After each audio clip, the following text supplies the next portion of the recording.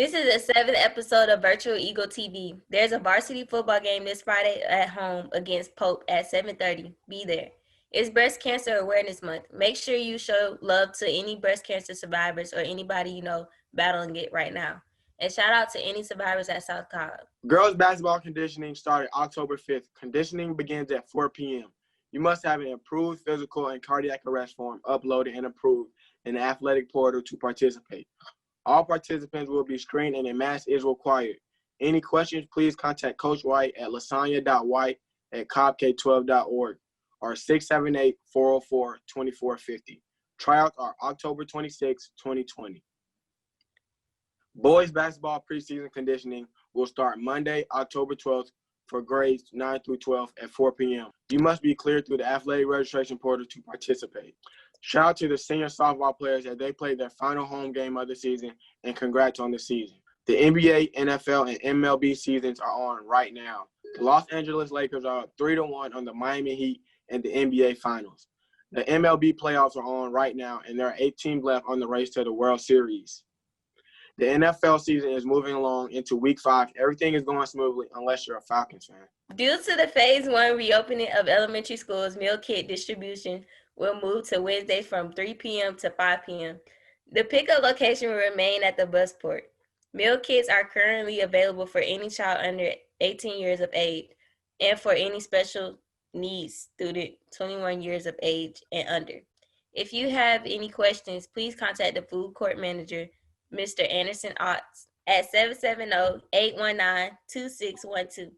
Also, if you still need to complete your free and reduced meal application, please do so soon, so your information is up to date in the system. Let's welcome a new Eagle at South Cobb, Dr. Young. She is our new math academic coach. She's from Texas and graduated from Florida A&M as well as Kennesaw State University. My very first student athlete of the month goes to Gianna Talley. Shout out to you for all your dedication and hard work this month.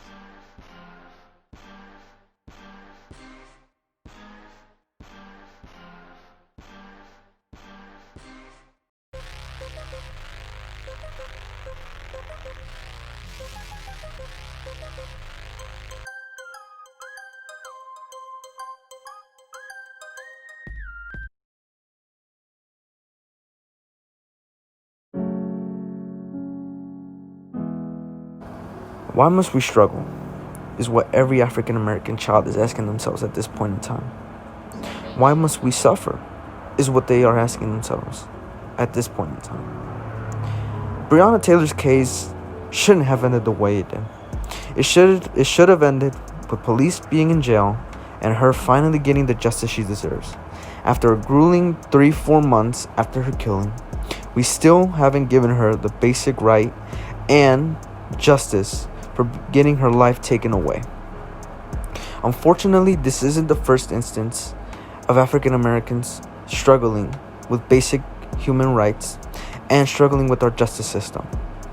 Instead of saying we're going to educate ourselves more, and instead of saying we're going to listen more, we've listened enough. We've educated ourselves enough to the point where we know what's going on in this country. And for those police officers to be out here walking free, it's just an example of how our country needs to change. But we need to be that change, because our children, our children's children, are going to struggle if we keep allowing these things to happen. We couldn't provide a human being with basic justice for getting their life taken away. This must stop now. Hello, I'm Miss Davis, and I'm here with Miss Green. We're going to be talking about some of the details regarding the Breonna Taylor case. Thank you for being here with me today, Miss Green. Thank you for having me, Ms. Davis. What is some of the information that you know regarding this case? Breonna Taylor was an African-American woman. She was approximately 26 years old in age. A warrant was issued to search her home in regards to drugs that her boyfriend allegedly was involved in, some type of drug activity. Her present boyfriend, Mr. Walker, heard some disturbances at the front door, fired a shot, wounding one of the officers, and the other officers fired back, killing Miss Taylor. So that's basically the overview of the case. Many people have been following this case on social media for a long time. How many days went by where no one was charged? So when it finally came out, what were the actual charges? The grand jury brought an indictment of wanton endangerment for the reckless firing of the shots that not only impacted the home of Breonna Taylor, but also the neighbor's home. It is important to note that he was fired.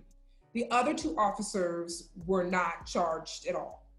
Now, some of the most important things that I think that when we hear about a case like this, it took so long to make an arrest, and I'm outraged like everyone else.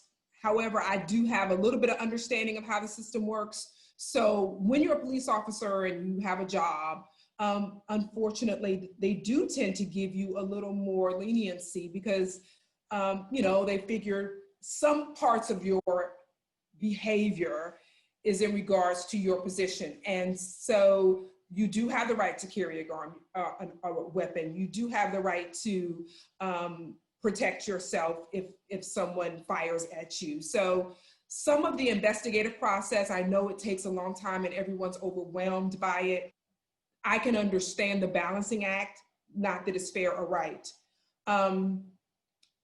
But some of the more important things to remember in terms of this case is, first, the detective who asked for the warrant, did he properly have probable cause? 2, should he have asked for a no-knock warrant? And 3, the magistrate, should he have even issued the no-knock warrant in the first place? The officers who arrived at the scene to issue the warrant were those who were executing the warrant. They weren't the ones who were initially asking for the warrant. The gentleman who asked for the warrant, the detective, is first responsible for providing, as the Fourth Amendment says, probable cause, okay, to show just cause to get a warrant issued.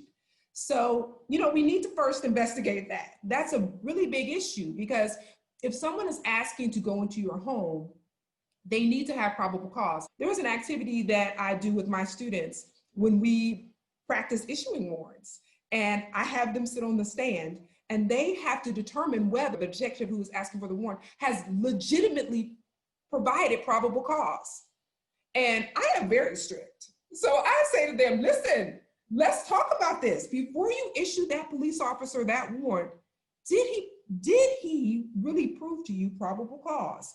So I know that we're all frustrated with the police who went into the home and killed Breonna Taylor, and we should be. But many times as Americans, we don't think to start at the top. We unfortunately go right to the front man, and we think, oh, it's a direct police officer. That kind of order has to come from somewhere else, okay? And so when someone is given that kind of power, that's a very dangerous thing. And sometimes they're not always equipped to execute it properly. And in this particular case, I am sure that happened because we have a death, we have the loss of life, we have a community up in arms. We're all struggling with her loss and, questioning our systems and wondering if we have put things in place and if we should feel safe or with the people who are supposed to be making us safe. From your perspective, do you think that race plays a role in some of the things that took place in this case? I will say yes. I will say that because race, religion, gender, sexuality, just everyday beliefs play a decision-making factor for everyone. We're human beings. And I always tell my students that when you're making such great decisions that impact a person's life, you should always come from a space of sincerity in your heart, sincerity in terms of, am I being fair? Am I being just? Am I allowing my bias to take place? But also in a cognitive space, what are the facts? What information has been presented before me? So that when you are making decisions, you are making decisions with a clear mind and a clear heart and rational thinking. And in this particular case, again, a no-knock warrant is a very aggressive warrant. And so when you're issuing that kind of warrant, a lot of questions and a lot of facts and a lot of information should be garnered before you say yes. Remember, we have a Fourth Amendment right to protection against unreasonable search and seizure. Going into someone's house like that, regardless of race, is a big deal. So when you make that kind of decision, it should be done with a lot of care. When Breonna Taylor was killed, she was my age, 26 years old. And when I think about another Black woman that is my age who was murdered in her sleep, it gives me a very overwhelming feeling of sadness and also helplessness as well, because we've been experiencing police brutality time and time again. And so for me to be able to like see myself in the shoes of Breonna Taylor, with us being the same age, with us both being Black women, it really did impact me in a very heavy way, especially with all the days that went by where nothing was done. And so I want to ask you, how did it impact you personally, also being a Black woman, and then also having knowledge about the criminal justice system and what we should be expecting? I believe in the legal system, and I was very hurt by it. I'm hurt as an African-American woman because it was another African-American woman who was harmed. I'm hurt because we have laws that should work, and people who are given power to execute those laws are not executing them properly. And I'm passionate about the law, so that hurts. I'm hurt as a human being, in that the value of life was not regarded in this particular case. What can we do though? We can learn more about our laws.